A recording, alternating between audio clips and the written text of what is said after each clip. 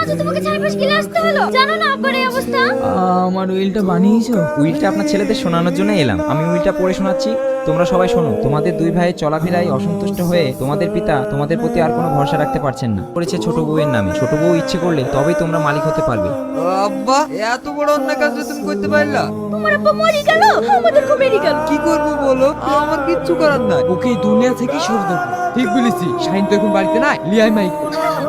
ছাড়েন আমাকে।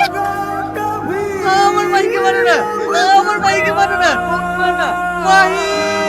আমি যে তোমাকে ভালোবেসে ফেলেছি সালমা। ভালো তো আমিও বেশি ফেলেছি, কিন্তু আমাকে তো যেতেই হবে। তোমাকে যাতে যেতে না হয় তার ব্যবস্থা আমি এক্ষুনি করছি। ভিতরে আয় সালমা।